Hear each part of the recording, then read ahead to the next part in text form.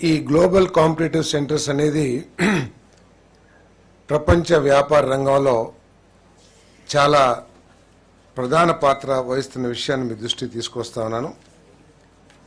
వీటిని ఎక్కువగా MNCs foreign కంట్రీస్లో ఎక్కువగా స్థాపిస్తూ ఉన్నారు. రిమోట్ వర్క్, హైబ్రిడ్ వర్క్ మరియు కోవర్కింగ్ స్పేస్ల వంటి అత్యాధునిక సర్వీస్ డెలివరీ మోడల్ని ఏర్పాటు చేయటం ఈ పాలసీ యొక్క లక్ష్యం అని చెప్పేసి మనం చేస్తా ఉన్నాను. నేను ఈ పాలసీ మూలంగా రాష్ట్ర ఆర్థిక పరిస్థితి, గిగ్ ఎకానమీ పెద్ద ఎత్తున అభివృద్ధి చెందటానికి కావాల్సిన మానవ వనరుల్ని అభివృద్ధి చేయటానికి, స్కిల్డ్ వర్క్ ఫోర్స్ని డెవలప్ చేయటానికి, వాళ్ళకి కావాల్సిన వర్కింగ్ ఫెసిలిటీస్ని ఏర్పాటు చేయటానికి ఈ పాలసీ బాగా ఉపయోగపడుతుందని చెప్పేసి నేను మనవి చేస్తా ఉన్నాను.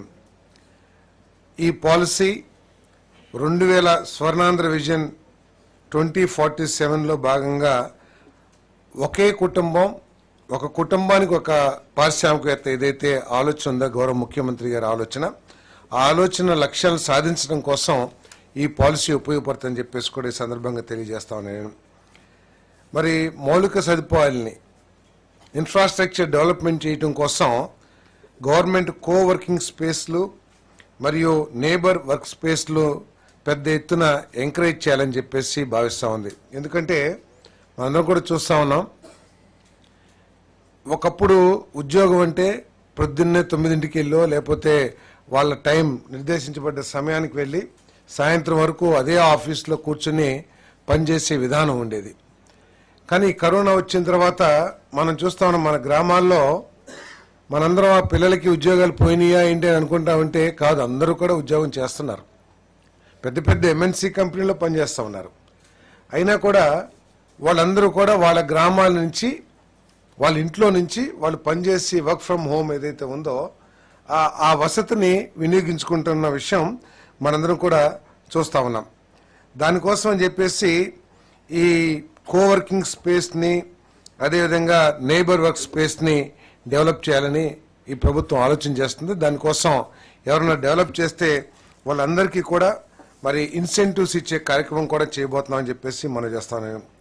కోవర్కింగ్ స్పేస్ అంటే కేవలం ఐటీ కంపెనీ పెట్టేసి ఉద్యోగం అయిపోగానే వాళ్ళ ఇంటికి వాళ్ళు వెళ్ళిపోతాం అట్లా కాకుండా ఒకే సెంటర్ని ఏర్పాటు చేసి ఐటీ కంపెనీ, అక్కడే షాపింగ్ కాంప్లెక్స్, అక్కడే ఇంకేదన్నా ఎంటర్టైన్మెంట్ సెంటర్స్ కానివ్వండి, ఆ విధంగా ఒక కాంప్లెక్స్ లాగా తయారు చేయటం కోవర్కింగ్ స్పేస్లో భాగంగా చేస్తాం.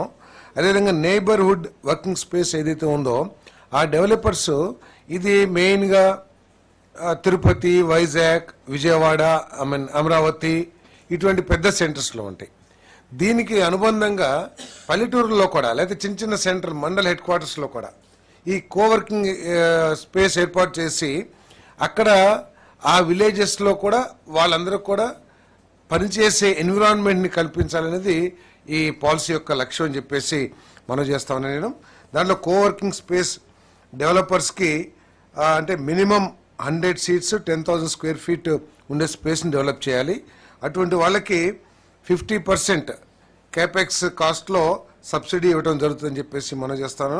అదేవిధంగా మ్యాక్సిమం 2,000 రూపాయలు పర్ స్క్వేర్ ఫీట్, అంటే సపోజ్ ఒక 1000 స్క్వేర్ ఫీట్ డెవలప్ మినిమం 10,000 చేయాలి. 10,000 స్క్వేర్ ఫీట్ చేస్తే మ్యాక్సిమం 2,000 రూపాయలు పర్ స్క్వేర్ ఫీట్ సబ్సిడీ ఇచ్చే కార్యక్రమం చేస్తున్నామని చెప్పేసి మనం చేస్తాను. మరి అదేవిధంగా ఈ subsidy 50% of the building space కట్టడం కానీ అది అయినాకే రిలీజ్ చేస్తారని చెప్పేసి కూడా ఈ సందర్భంగా తెలియజేస్తాను.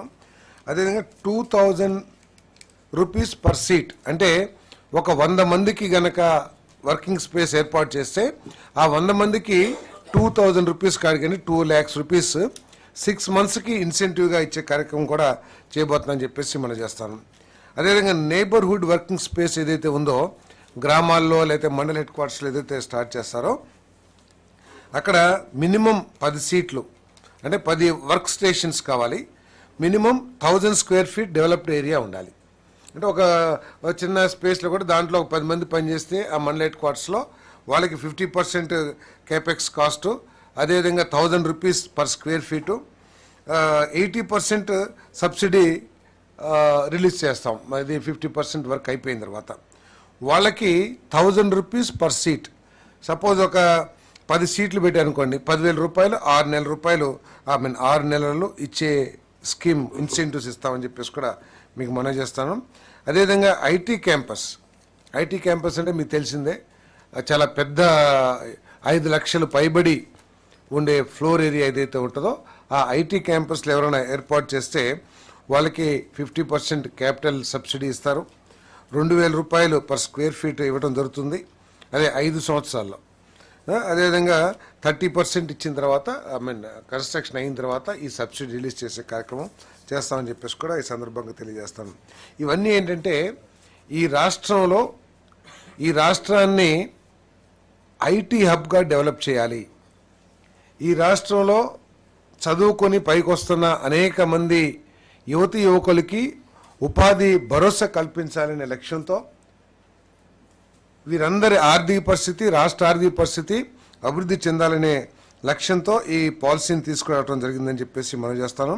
ఈ పాలసీ అట్టడుగు స్థాయిలో వ్యవస్థాపక సంస్కృతిని పెంపొందించడం, అదేవిధంగా ఆంధ్రప్రదేశ్లోని ప్రతి గ్రాడ్యుయేట్ను గ్లోబల్ మార్కెట్ స్థాయికి తీసుకువెళ్లేందుకు వారి జీతభత్యాలు, ఈ మధ్య మనం చూస్తూ ఉంటాం, ఇంజనీరింగ్ చదివినా కూడా 10,000కి 15,000 రూపాయలకి ఉద్యోగం చేసే పరిస్థితి మనం చూస్తూ ఉన్నాం.